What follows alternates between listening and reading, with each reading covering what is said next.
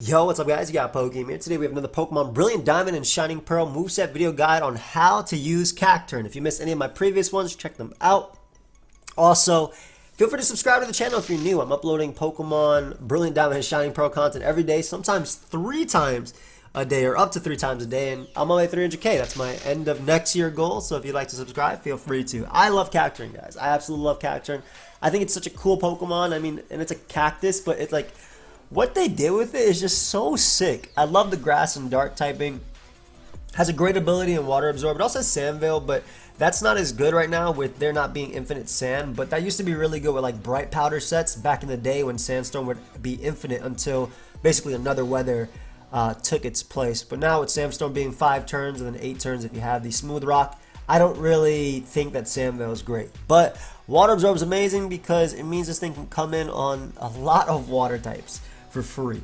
So let's talk a little bit about CACTURNE. So the first set we have is my favorite set, which is the Assurance set with spikes. This is just an offensive CACTURNE with a life orb, adamant, max attack, max speed, 4 special defense. And the idea behind this is that CACTURNE can force switches, so you can get spikes on like water types. If you're inside versus water types, they'll usually switch out, so you can either get off an attack with Seed Bomb or Sucker Punch if you think they're going to attack you, depending on what the Pokemon is. Like if it's Starmie, you outspeed it with that priority and knock it out. Or you can expect them to switch and go for spikes. The last move is either Assurance or Swords Dance. Now, I like Assurance. The way Assurance works is that if a Pokemon takes damage that turn, it doubles in power. So before the Assurance happens. So basically, if a Pokemon switches in on Stealth Rock and you go for Assurance and you hit that Pokemon as they switched in, your Assurance goes from 60 base power to 120 base power, becoming becoming CACTURNE's strongest move on the set. And it's so cool because you can knock out Pokemon as bulky as Cresselia from full HP if they've taken Stealth Rock. So technically from 88% if they've taken Stealth Rock damage. So it's a really, really strong move and it's very spammable. Dark is a very, very good stab. Very few resistances and Grass just pairs really well with it. But yeah, you have Spikes if you do get free turns. And then there's Swords Dance as an option if you think that you can potentially get CACTURNE to Swords Dance sweep. I think it depends on what you're fighting in the tier, but I found a lot more luck, and you guys will see later today at actually 2 p.m. Eastern how much work this set in particular of CACTURNE puts in. So make sure you subscribe to see that. The next set we have is actually a Swords Dance set, more so designed on setting up and sweeping than actually getting up spikes or just doing a lot of damage. Same moveset as before. You have Seed Bomb, Sucker Punch, Adamant, Max Attack. You can run Jolly on any of these as well. CACTURNE isn't the fastest Pokemon, only base 55 speed. So at like max at level 100 with a Jolly nature, that's only 229, but that's faster guaranteed than most defensive Rotoms and a few other threats alongside there. But I like Adamant. Adamant's fine as well for the added power, but Adamant or Jolly are both completely fine. So again, Swords Dance is a staple on this set since you are a Swords Dance sweeper, boosting your priority move. This is great with CACTURNE's base 115 attack. Having that priority move that is stab, so you don't have to worry about opponents who are faster. And then you have Low Kick, and Low Kick gives you a nice little option versus bulky steel types. Usually CACTURNE finds itself in lower tiers, so this is nice for like when it eventually has to fight Pokemon like Probopass or maybe Registeel or things like that. Things that might not be the most common in the higher tiers, but that are common in the lower tiers, and it allows CACTURNE to kind of just like break through them. So breaking through those steel types as well as normal types like Pokemon like Snorlax. Those Seed Bomb will hit it for a beautiful, beautiful chunk either way. But yeah, it's like crazy because if you go for +2, for instance, you do 131% minimum to Registeel. So it's just insane how strong this thing is. So you guarantee 2 KO them as well. So it's crazy how strong SD CACTURNE can be. The problem with SD CACTURNE is, though, that you have very little opportunities to get Swords Dances with because it's not bulky, 60 base defenses and 70 base HP. But because of Water Absorb, Pokemon like Slowbro and Slowking, which typically run the moveset of Slack Off, Scald, which you are immune to because of Water Absorb, it actually heals you. Future Sight, which you are a Dark type, so you don't care, and whatever filler move. You have to be careful about that filler move, that random Flamethrower, that random Ice Beam.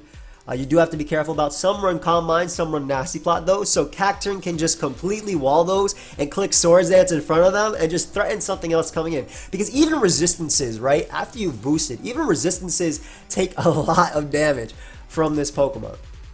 So the next set we have is the Mix set. Now this could be Nasty Plot as well, I'll explain it, but basically CACTURNE has some higher base damage moves on the special side than does physical side.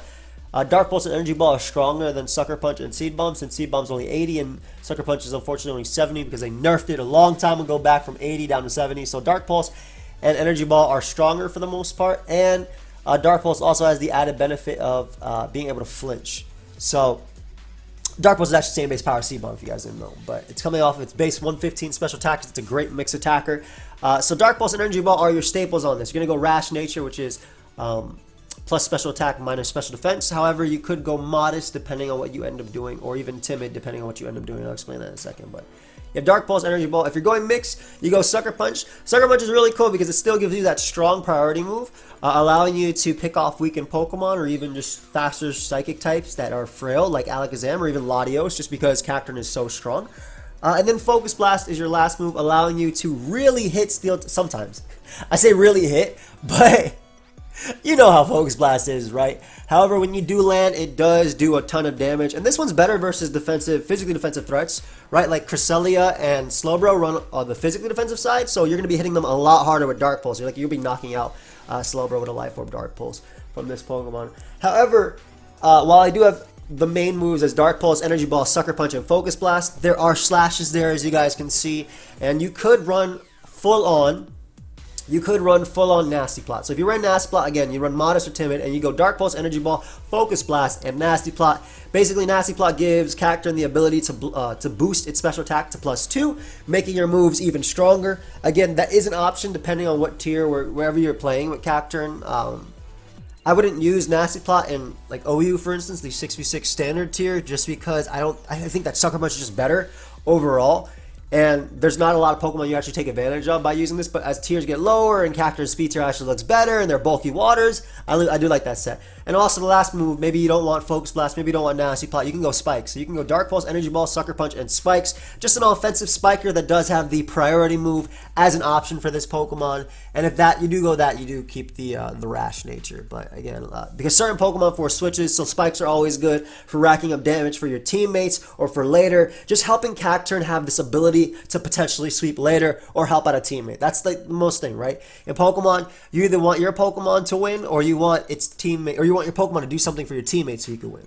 The next set we have is a little fun set, and CACTURNE does have a few cool moves, right? It has Counter, it has Spiky Shield. I don't have Spiky Shield on a set, but you could easily use it on this set if you wanted to. I just think that's better for Pokemon like Chestnut, even though this thing does learn all the moves that Chestnut learns, right? Like Drain Punch, Low Kick, Leech Seed, Spiky Shield. It's better for Chestnut, which is not in the metagame, but it's better for Chestnut because Chestnut is better defensively, just based on his stats alone, and it has Stab on those. But the idea of this is you put a Focus Sash on, so CACTURNE is guaranteed to live a hit from full, and being Grass and Dark, you have quite a few weaknesses, right? Bug and U-Turn is very common, right? This one you might be able to get away with in OU. So U-Turn, extremely common on Scizor, Gliscor, a bunch of other Pokemon as well that can end up using it too. So the idea is that you stay in, they go for that U-Turn on you. 4 times effective, you have 60 base. They're going to do over half easily. Some of them are going to bring you down to your Focus Sash, and you go for Counter. And as long as they don't go out to a Ghost type that turn, whatever is coming in on CACTURNE, you'll kill it.